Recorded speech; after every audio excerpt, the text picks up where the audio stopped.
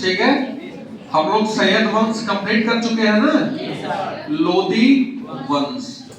एक बात और है कि लोदी वंश ज्यादा उन्हें ही समझ में आएगा जो लोग सैयद वंश की क्लास कर लिए, ठीक है, क्योंकि हर एक वंश अपने पिछले वाले वंश से संबंधित होता है, ठीक है। ये बात हम आपको दिल्ली सल्तनत के सारे वंशों में हमने आपको बताया है, ठीक है ना।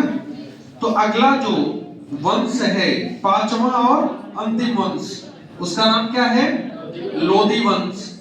और इसका जो टाइम पीरियड है 1451 से लेकर के 1526 ईस्वी तक है, ठीक है। हम लोगों ने शुरुआत में इसके बारे में चर्चा कर ली, ठीक है। यह जो वंश है, इस वंश के अगर हम शासक की बात करेंगे तो प्रमुख रूप से 3 शासक हुए हैं। क्लियर है? कितने शासक हुए हैं? 3 शासक हुए हैं, जिसमें पहला जो शासक है वो है बहलोल लोदी। बहलोल लोदी, और इसका जो टाइम पीरियड है 1451 में गद्दी पर बैठा है और 1489 में इसकी क्या हो गई है? मृत्यु हो गई। क्लियर है? जो दूसरा शासक है इसके बाद इसका पुत्र है सिकंदर लोदी। कौन है? सिकंदर लोदी। क्लियर है? ये दूसरा शासक है, सिकंदर लोदी है, और इसका जो टाइम पीरियड है 1489 से लेकर के 1517 ईस्वी तक, ठीक है। और जो तीसरा और अंतिम शासक है, जो बड़ा फेमस शासक है, इब्राहिम लोदी। यह इस वंश का अंतिम शासक है इब्राहिम लोदी, जिसका कार्यकाल है 1517 से लेकर के 1526 ईस्वी तक। क्लियर है? दिल्ली सल्तनत का सबसे आखिरी वंश कौन है? और इस वंश का सबसे आखिरी शासक इब्राहिम लोदी। आपको पता है कि 1526 में जब पानीपत का प्रथम युद्ध होता है तो उसी युद्ध में बाबर किसको हराता है? और दिल्ली सल्तनत की सत्ता वहीं क्या होती है? समाप्त हो जाती है, और एक नए राजवंश की नींव पड़ती है, मुगल राजवंश। क्लियर है? अब हम लोग देखेंगे कि जो लोदी वंश है, इसके बारे में कुछ प्रारंभिक जानकारी देखेंगे। कैसे बहलोल गद्दी पर आया, इसका विरोध हुआ कि नहीं हुआ, बहलोल लोदी के क्या क्या कुछ अचीवमेंट्स रहे हैं, ठीक है। ये सब हम लोग अब शुरू करेंगे, ठीक है ना। तो कितने शासक हो गए टोटल इसमें? 3, ठीक है ना। एक बात और है कि अगर आप इसके टाइम पीरियड को देखेंगे लगभग 38 साल आ रहा है। 1451 से 1489, लगभग 38 साल तक सत्ता में कौन रहा है? और दिल्ली सल्तनत में जितने भी सुल्तान रहे हैं, सबसे मैक्सिमम टाइम तक कौन रहा है? क्लियर है? अगर आप इसकी बात करेंगे कि लगभग 75 साल का टाइम पीरियड है इस वंश का, और इस 75 वंश में अकेले 38 साल तक कौन रहा है? बहलोल लोदी। अगर मैं आपसे बात करूं कि दिल्ली सल्तनत में सबसे लंबा टाइम पीरियड किस वंश का? तुगलक काल का। सबसे कम किसका रहा है? ठीक है ना। अब हम थोड़ा समझेंगे यह जो लोदी वंश है, और लोदी वंश का संस्थापक कौन है? बहलोल, उसके बारे में समझेंगे, ठीक है। देखिएगा, पहले हम परिचय समझ लेते हैं, जिसे आप कह सकते हैं कि प्रारंभिक जानकारी इसके बारे में। क्लियर है? प्रारंभिक जानकारी, ठीक है, क्योंकि बिना बेसिक को जाने हुए हम एडवांस की कल्पना, तब वो शॉर्टकट हो जाएगा। और आज आपको पता है कि जीवन का लक्ष्य शॉर्टकट होना चाहिए, क्योंकि शॉर्टकट से कोई सक्सेस मिलने वाला नहीं।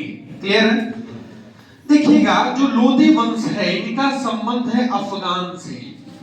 किससे संबंध है? अफगान।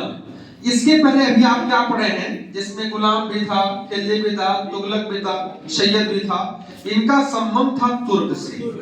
क्लियर है? तो बात दो आ गई, तुर्क और अफगान।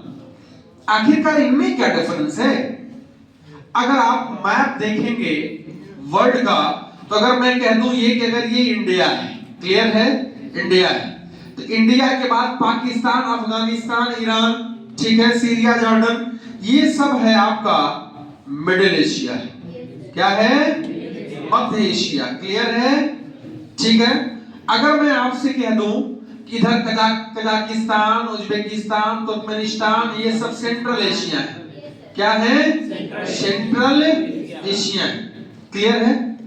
देखिएगा, यहीं पे एक जो कंट्री है आज के समय में लैंडलॉक्ड कंट्री है, मंगोलिया। कौन है? मंगोलिया लैंडलॉक्ड है, और मंगोलिया के नॉर्थ में है रशिया, और इसके साउथ में है चाइना। क्लियर है? ठीक है। देखिएगा कि मिडिल जो एशिया है, मध्य एशिया है, इस मध्य एशिया के जो रहने वाली जाति थी उन्हें क्या कहा गया? तुर्क। क्या कहा गया? तुर्क। आज के समय में आपको पता है तुर्की नामक एक देश भी है, जिसका नाम क्या है? तुर्की। चेंज हो गया ना? ठीक है। मिडिल ईस्ट के अगर आप जाएंगे पूरब में, तो आपको मिलेगा अफगानिस्तान, पाकिस्तान। ठीक है। तो देखिएगा, जो तुर्क है, अफगान है, हालांकि दोनों ही इस्लाम को मानते हैं, दोनों मानते हैं, लेकिन इनके जीवन शैली में बहुत कुछ अंतर है, बदलाव है। और आपको पता है कि जब आपके जीवन शैली में बदलाव होगा, तो आपके शासन करने की पद्धति भी अलग होगी, आपके समाज में आपका व्यवहार भी अलग होगा, सब कुछ अलग होगा। क्लियर है? इसलिए देखिएगा, इन्हें लोदी वंश को अफगान मानते हैं। इसके पहले जो 4 वंश है उन्हें क्या कहते हैं? तुर्क वंश कहते हैं। इसलिए इंपॉर्टेंट ये भी है कि दिल्ली सल्तनत पर अफगान वंशीय शासक के रूप में लोदी वंश की स्थापना 1451 में बहलोल लोदी ने की। ये बात क्लियर है ना?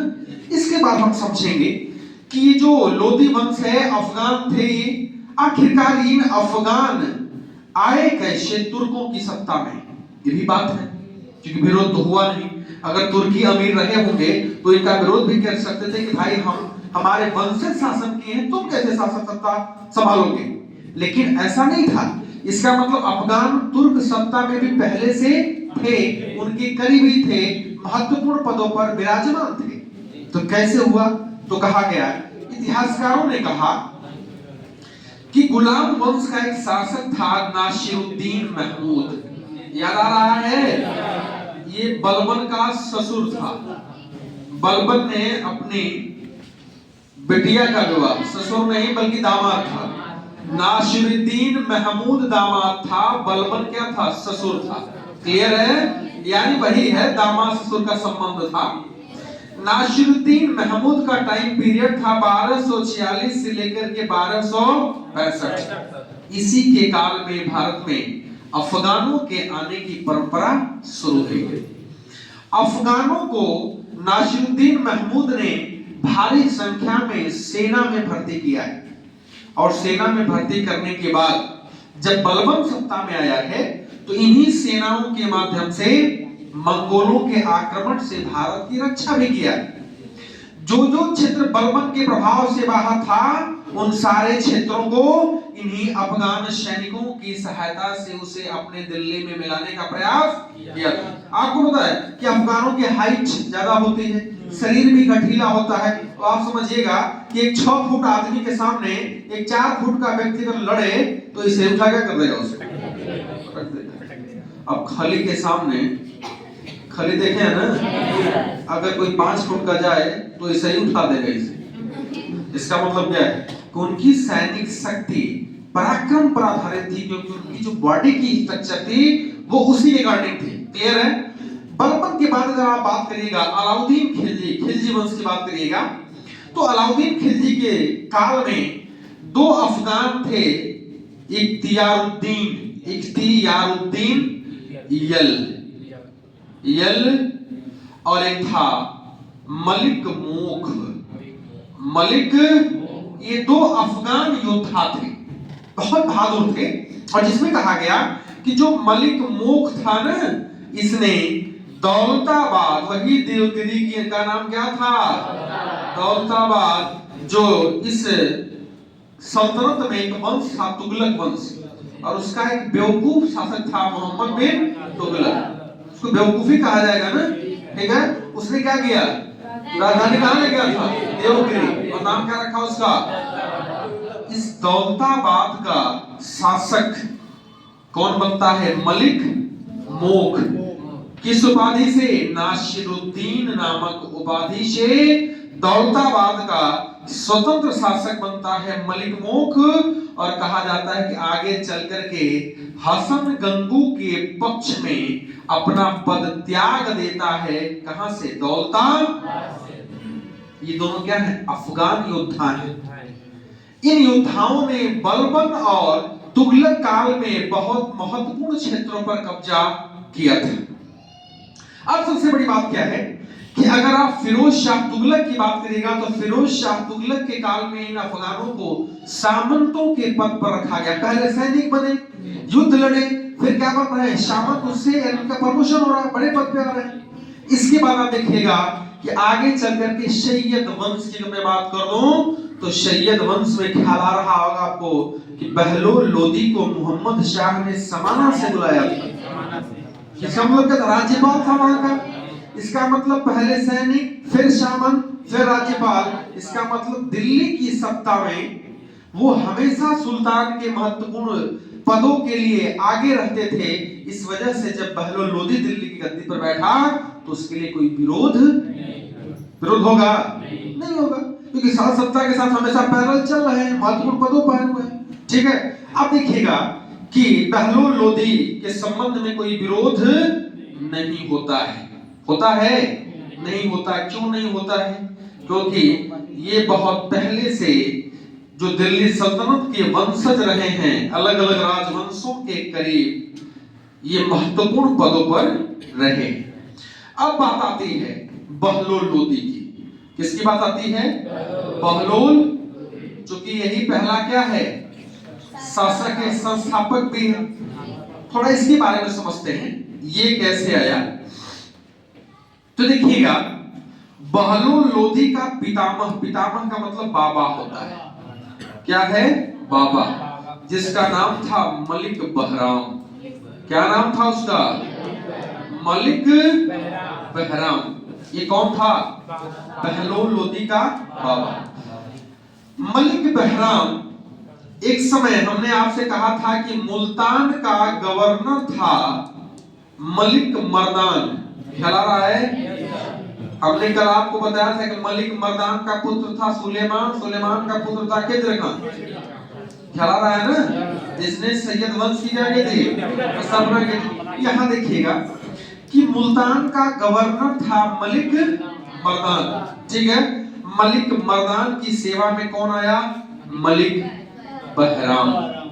ये क्या है, कौन है, ये बहलोल लोदी का बाबा है। मलिक बहराम के 5 पुत्र थे। कितने थे, एक का नाम था मलिक सुल्तान शाह, एक का नाम क्या था, एक का नाम था मलिक काला। क्या नाम था, मलिक। एक का नाम था मलिक फिरोज।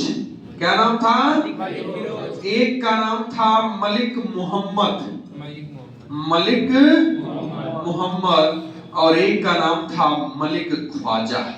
क्या नाम था, कितने पुत्र हो गए, 5। इन 5 पुत्रों में बहराम का सबसे बड़ा पुत्र कौन था, मलिक सुल्तान। मलिक सुल्तान शाह खिज्र खां की सेवा में लग जाता है। खिज्र खां की सेवा में, क्योंकि खिज्र खां मलिक मर्दान का पोता हुआ ना। मलिक मर्दान का पुत्र सुलेमान, हमने कहा कि जो सैयद वंश पढ़ा होगा उसे ही क्लास समझ में आएगी।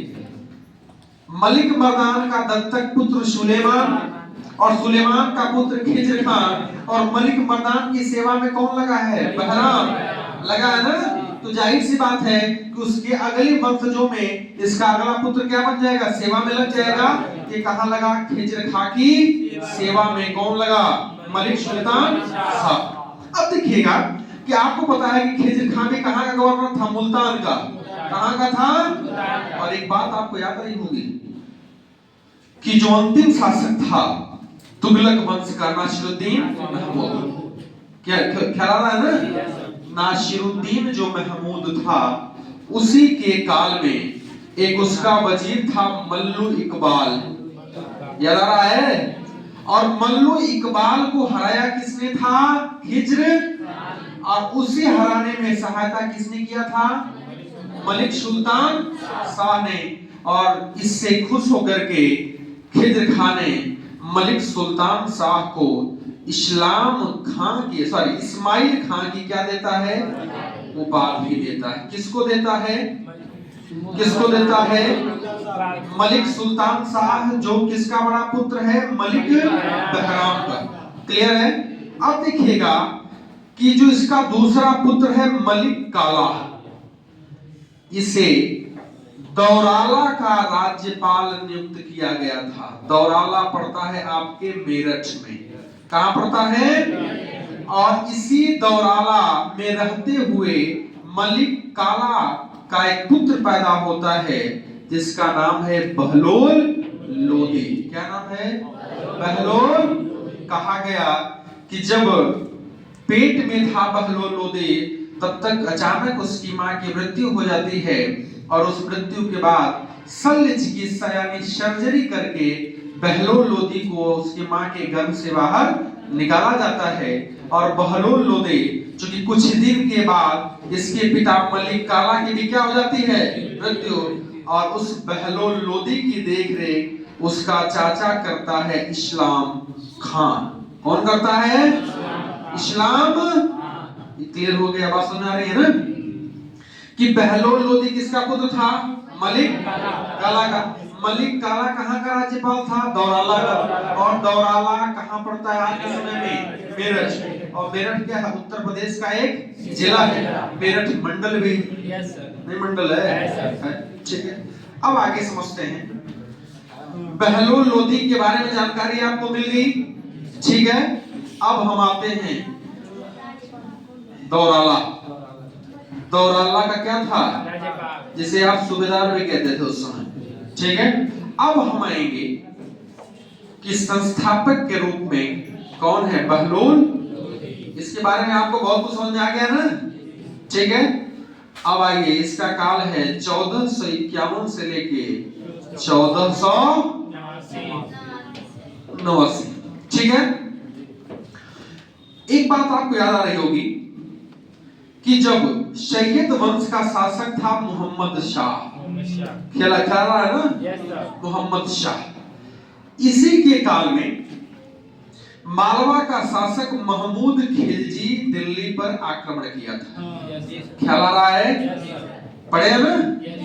और महमूद खिलजी के खिलाफ मोहम्मद शाह ने बहलोल लोदी को दिल्ली बुलाया, क्योंकि यह समाना का सूबेदार था।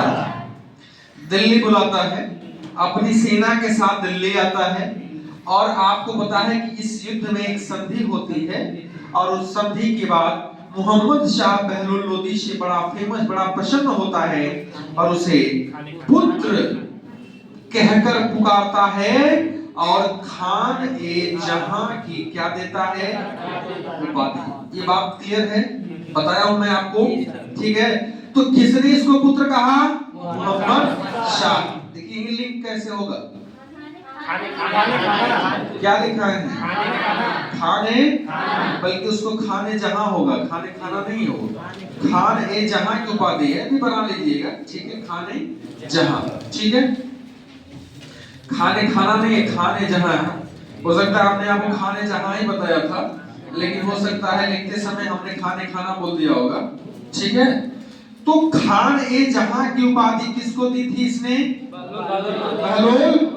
अब देखिएगा कि सैयद वंश का जो अंतिम शासक था अलाउद्दीन आलम शाह, वो किसका पुत्र था? मोहम्मद शाह का, इसी का पुत्र था ना? आप सोचिएगा कि एक तरफ मोहम्मद शाह का अपना पुत्र है अलाउद्दीन आलम शाह, एक तरफ मोहम्मद शाह पुत्र के किसको बुला रहा है? बहलोल।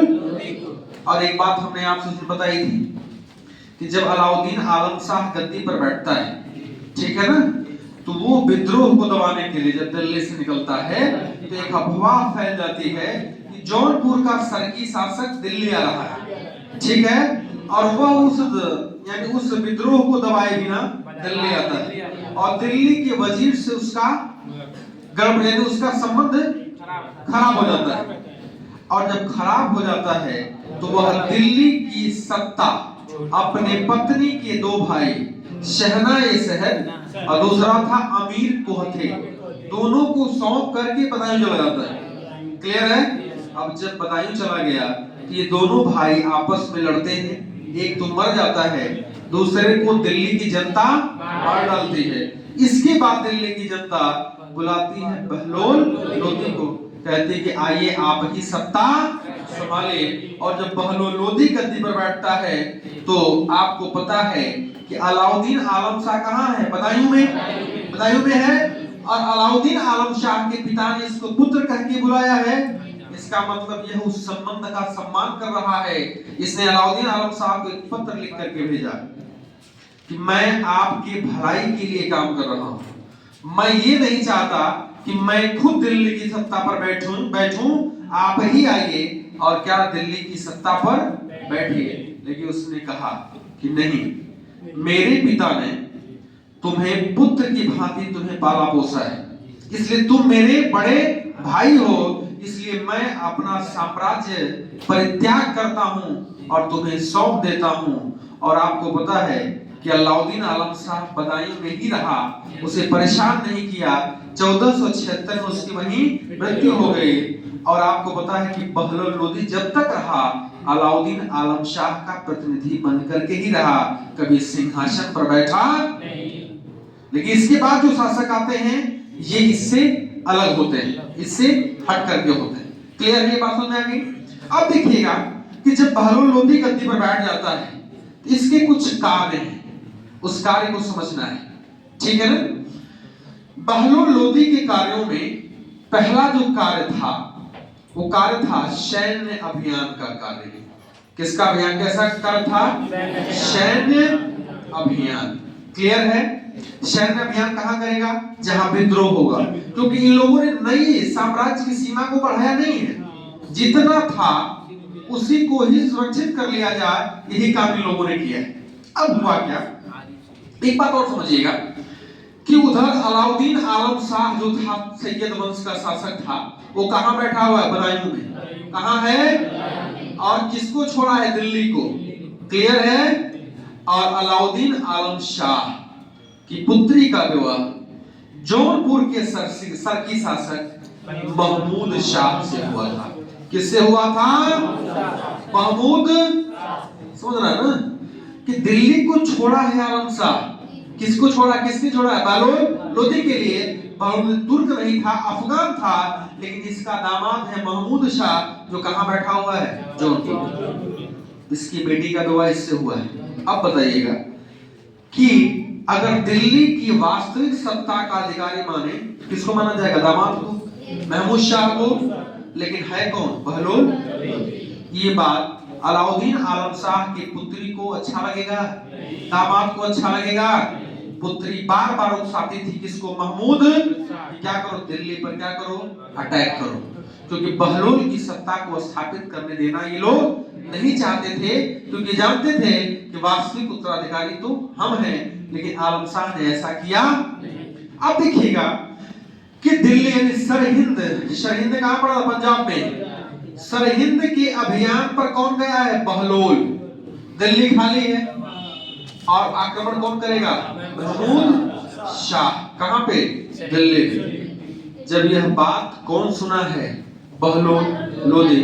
तो सरहिंद से कहां गया? दिल्ली। और जब दिल्ली आता है तो महमूद शाह और इसकी सेना के बीच एक जगह है नरेला, दिल्ली में, वहीं टकराव होता है। और टकराव होने के बाद यह पराजित होता है और ये कहां भाग जाता है? जौनपुर। कहां भाग जाता है? जौनपुर। क्लियर है?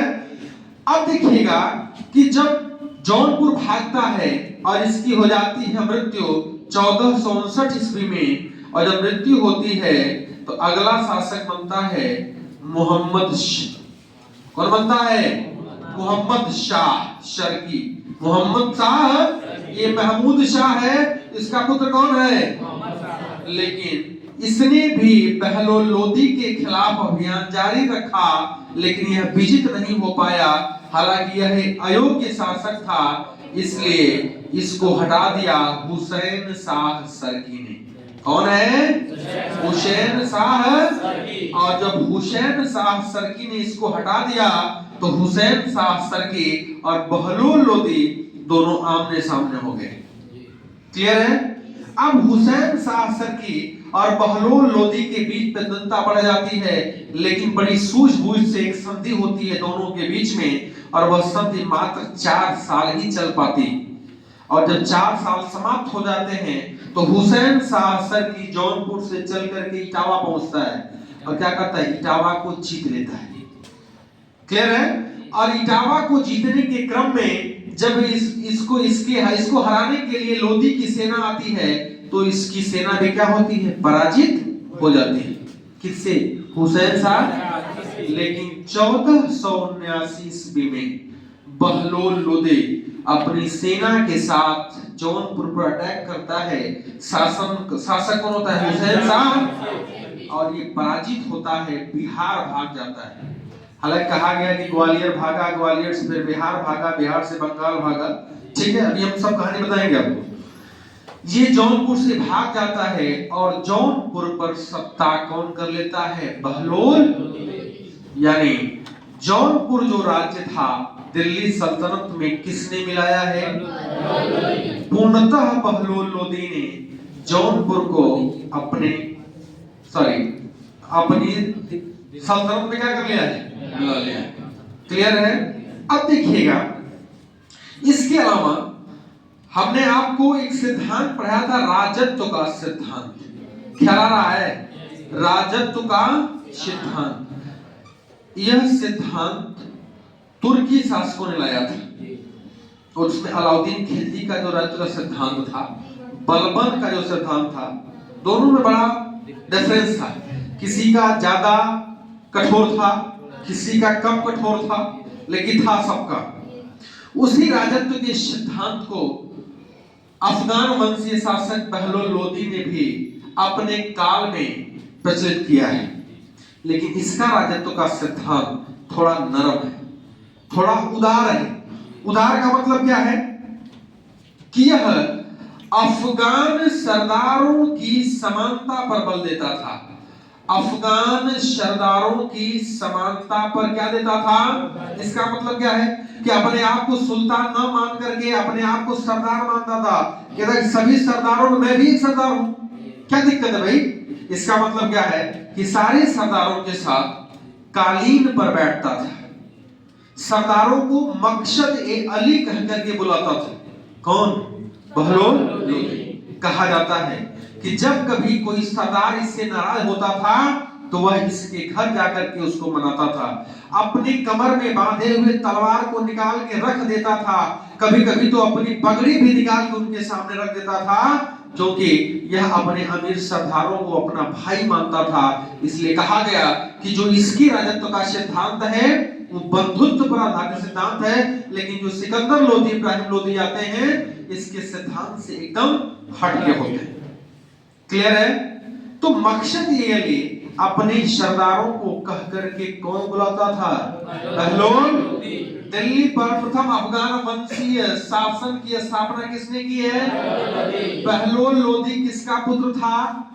मलिक काला का। सबसे लंबा कार्यकाल लोदी वंश में किसका रहा है? बहलोल लोदी का। और किस शासक ने जौनपुर को दिल्ली सल्तनत में पूर्णतः मिला लिया? बहलोल। एक बात और है, इसने चांदी के सिक्के भी चलाए हैं, क्योंकि उसमें सिक्का तो चलता ही था, लेकिन इसने चांदी का सिक्का चलाया है। वह कहा गया कि उस समय जो टंका होगा चांदी का, उस टंके की वैल्यू का 1/4 हिस्सा जो था, 1/4 भाग था, उसी का नाम था बहलोल सिक्का। क्या नाम था? बहलोल सिक्का। इसको किसने चलाया है?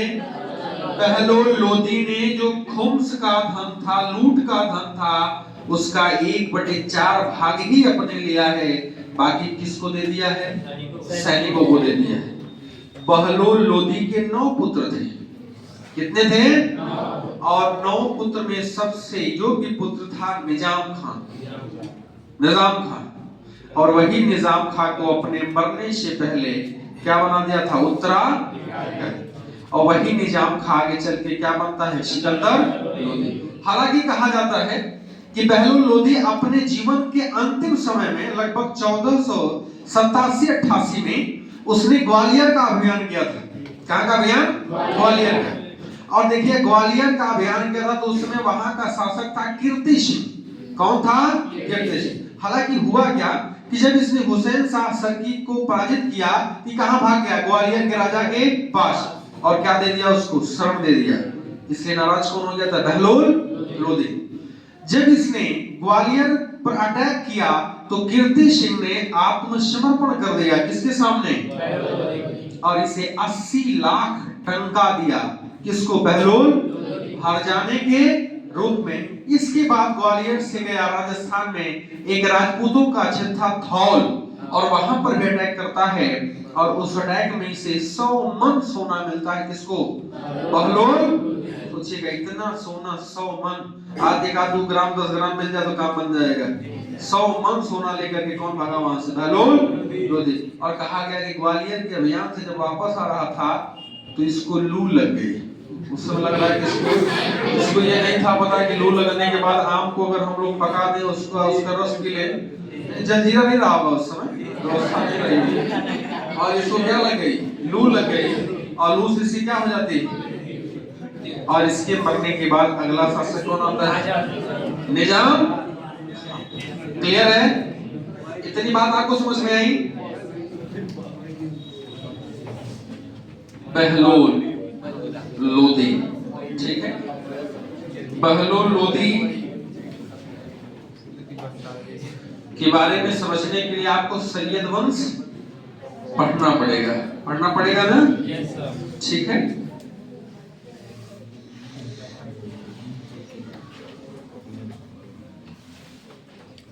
अगला है सिकंदर लोधी। अगला कौन सा है? सिकंदर लोधी। इसका कार्यकाल 1489 से लेकर के 1517। ठीक है, 1489 से लेकर के 1517। देखिएगा सिकंदर लोधी किसका पुत्र था? पुत्र था बहलोल लोधी का। किसका था? बहलोल लोधी का। ठीक है। इसके बचपन का नाम था निजाम खान। क्या नाम था? निजाम खान। क्लियर है? और जब ये गद्दी पर बैठता है तो इसका नाम क्या होता है? सिकंदर लोधी। क्या होता है? सिकंदर लोधी। ठीक है। अब देखिएगा हमने आपसे कहा कि बहलोल लोधी मरने से पहले अपने उत्तराधिकारी के रूप में निजाम खान की क्या कर दी थी? घोषणा कर दी थी। क्या कर दी थी? घोषणा कर दी थी। अभी हमने आपसे बताया कि बहलोल लोधी ने किसको मिला लिया? जौनपुर को मिला लिया था। और जब जौनपुर को मिलाया था तो वहां का सूबेदार बनाया था बारबाग शाह को। किसको बनाया था? और बारबाग शाह जो था यह बहलोल लोधी का सबसे बड़ा पुत्र था। सबसे बड़ा। अभी बताइएगा कि निजाम खान उत्तराधिकारी घोषित हो गया है, ये नहीं चाहेगा कि हम भी दिल्ली की सत्ता पर बैठे? नहीं चाहेगा? चाहेगा। तो पहली बात तो ये कि निजाम खान दिल्ली का उत्तराधिकारी है, लेकिन इसका जो प्रतिद्वंदी है एक कौन है? बारबाग शाह है, और दूसरा है इसका भतीजा आजम हुमायूं। कौन था?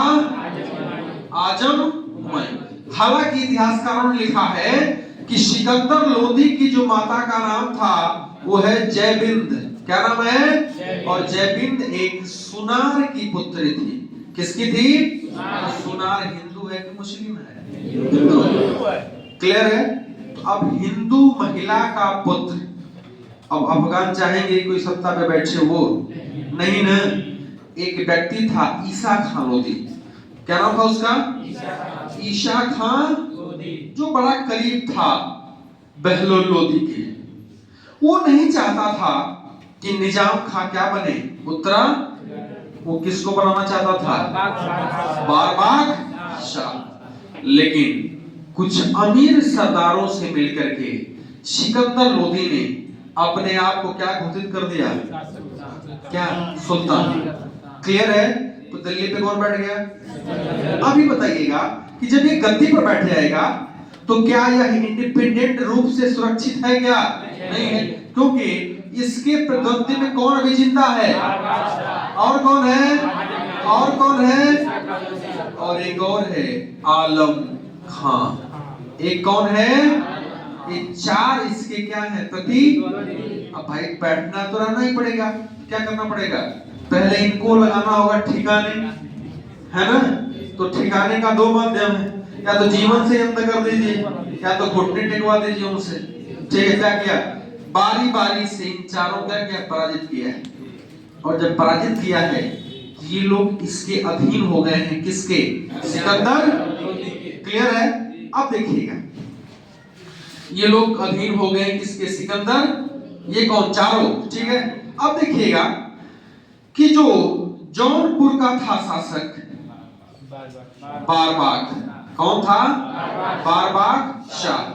हालांकि इसको जब हराया है इसने, तो चूंकि भाई था इसलिए इस पे थोड़ा उदार हो गया है। फिर तो कहा ठीक है, जाओ जौनपुर का तुम शासक सत्ता संभालो। अब क्या हुआ कि जो जौनपुर का शासक है बारबाग शाह, इसी के काल में फिर वही हुसैन शाह सरकी, कौन है? हुसैन शाह अभी जिंदा है, मरा नहीं है।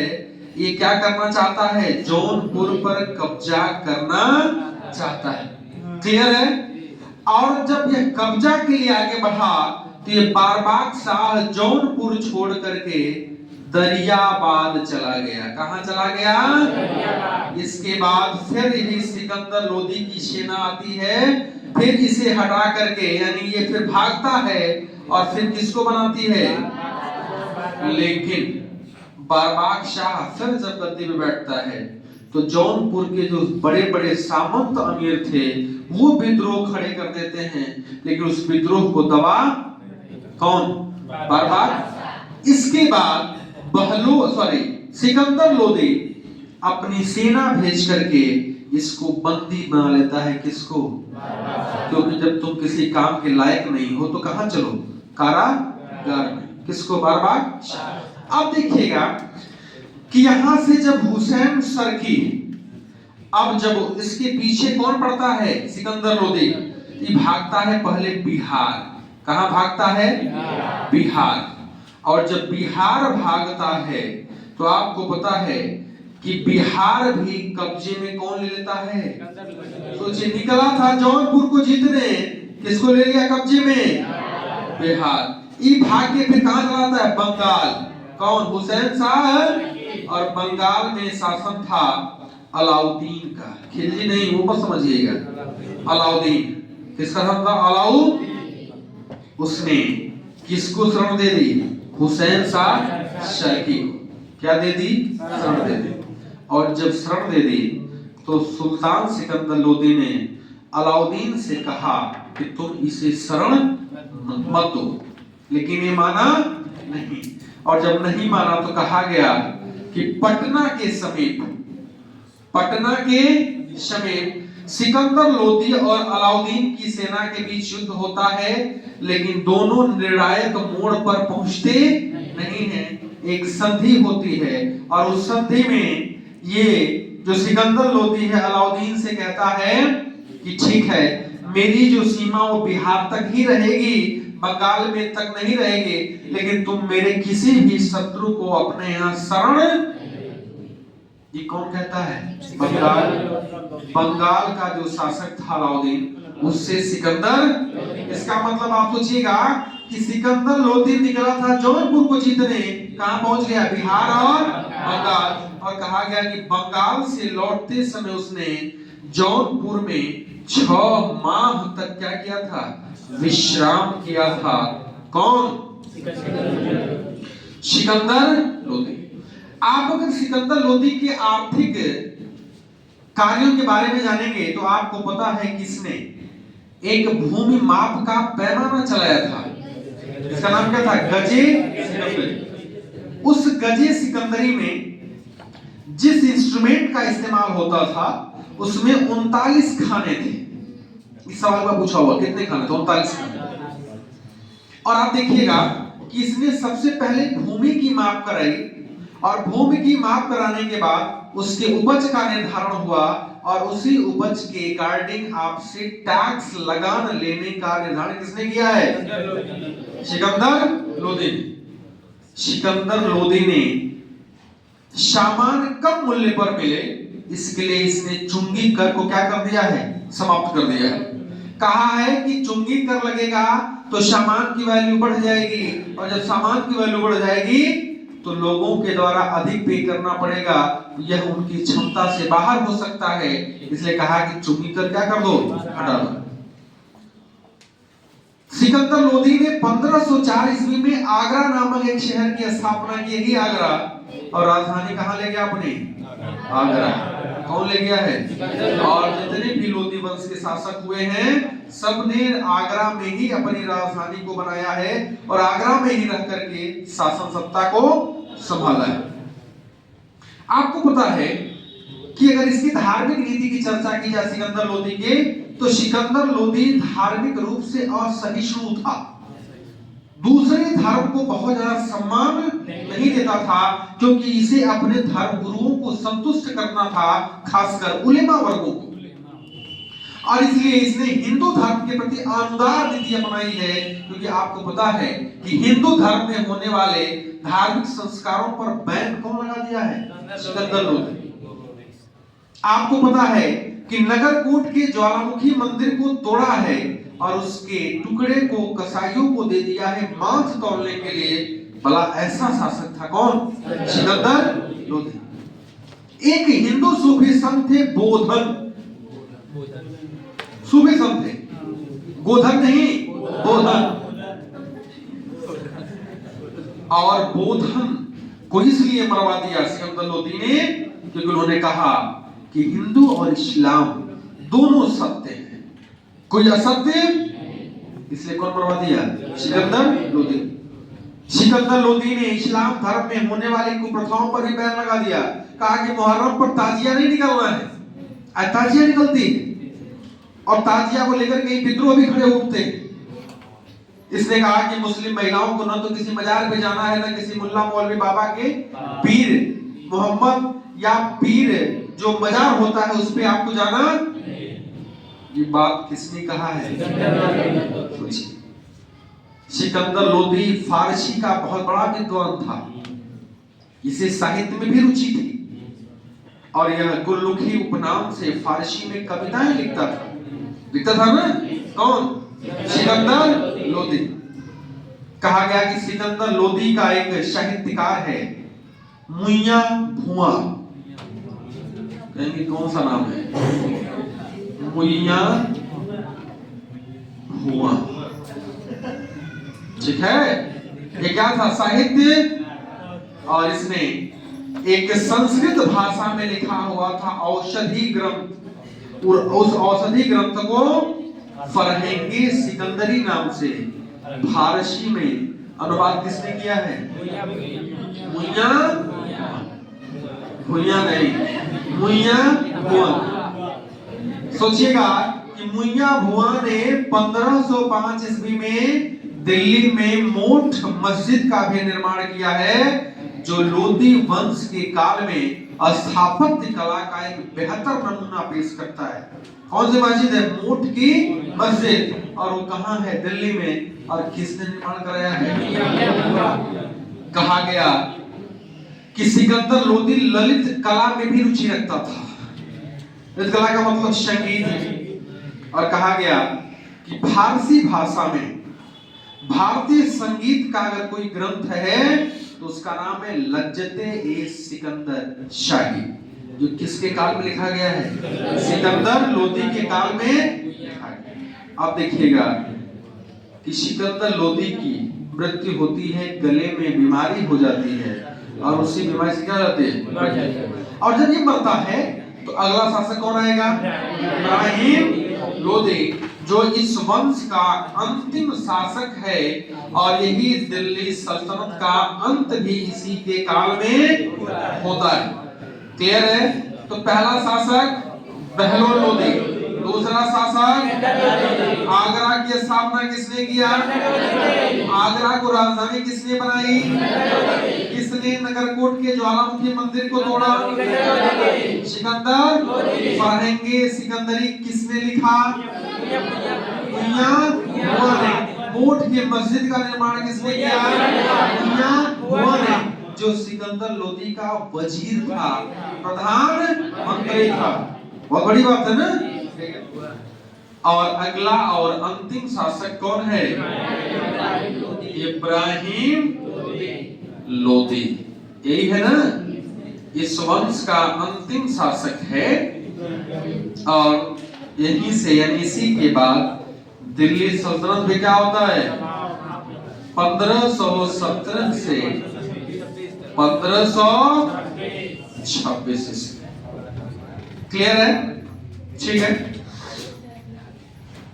देखिएगा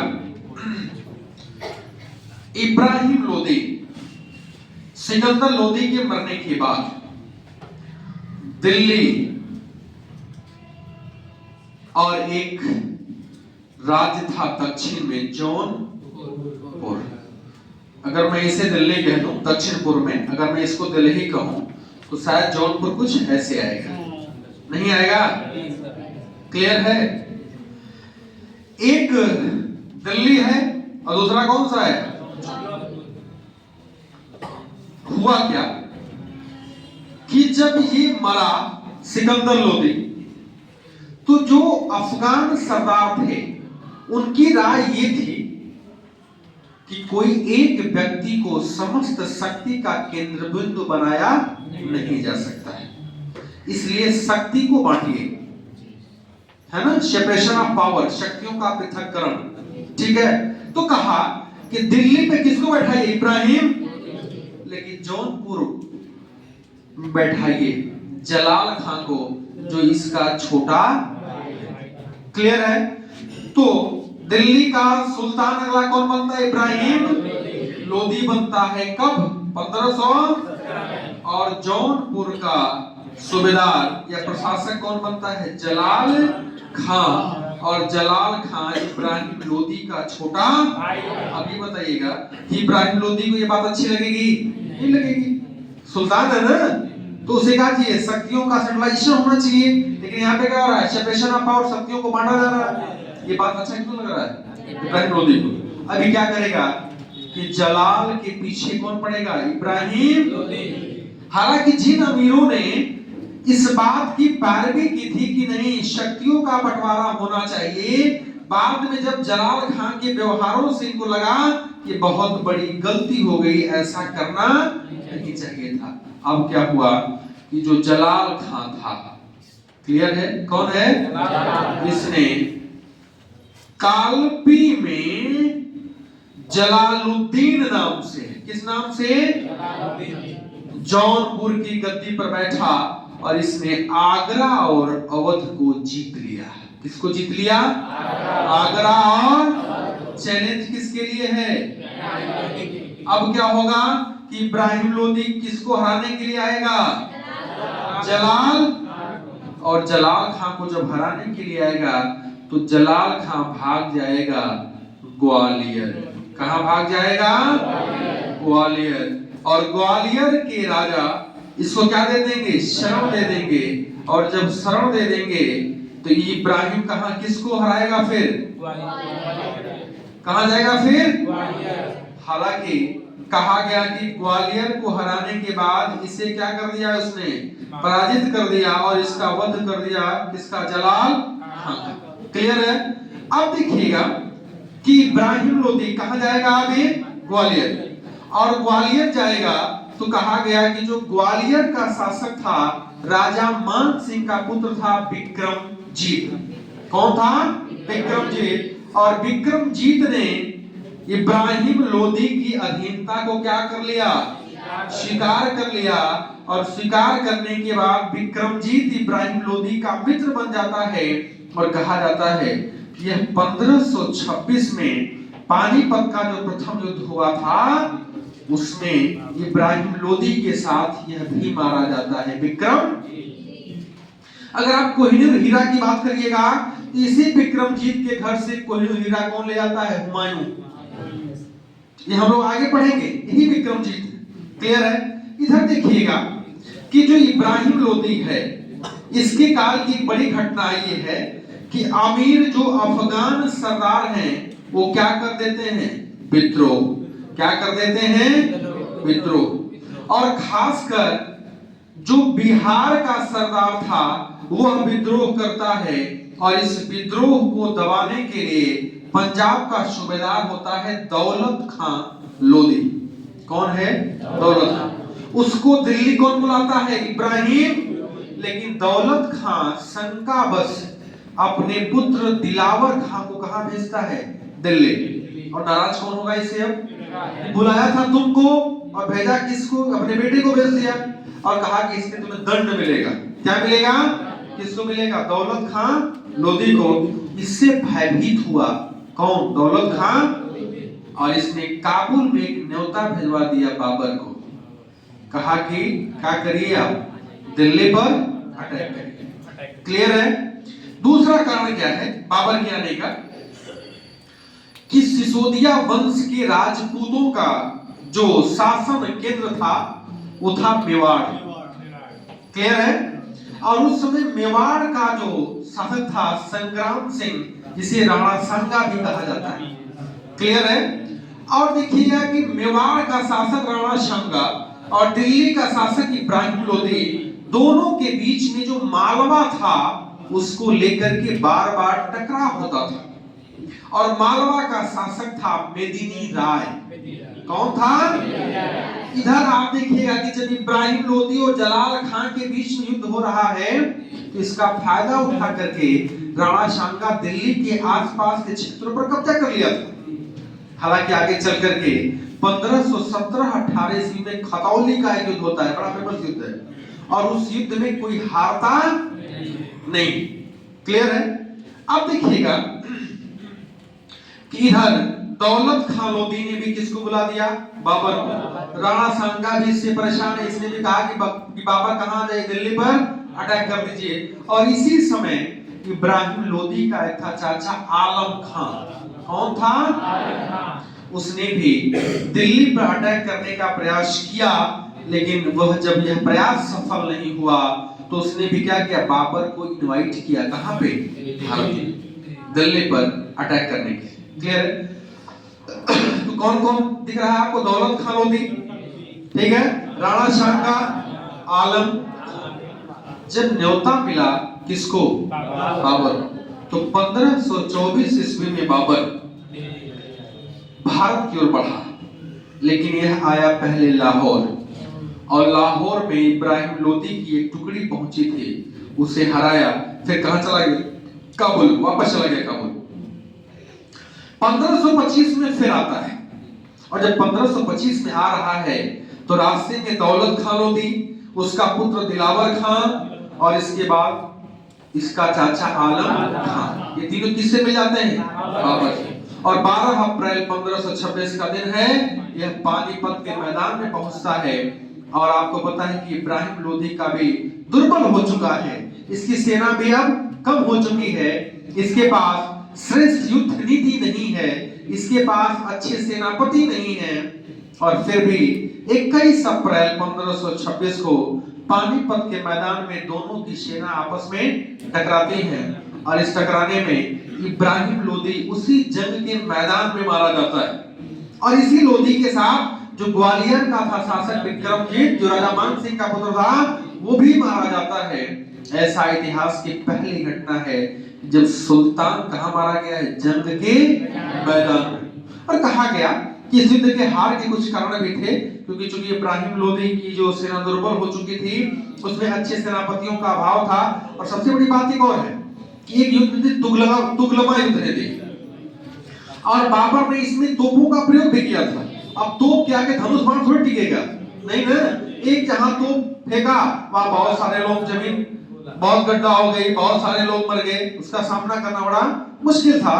तो इन सब कारणों से इब्राहिम लोदी बाबर से क्या होता है, पराजित होता है, और यही बाबर ने एक नई सत्ता की स्थापना करता है जिसका नाम है मुगल राजवंश। और यहाँ पे क्या होता है, दिल्ली सल्तनत। क्लियर है? तो अंतिम वंश और दिल्ली सल्तनत पर प्रथम अफगान वंश कौन है? सबसे अधिक टाइम तक किसने शासन किया है? बहलोल लोदी वंश का अंतिम शासक। पानीपत का प्रथम युद्ध कब हुआ? किससे किसके बीच हुआ?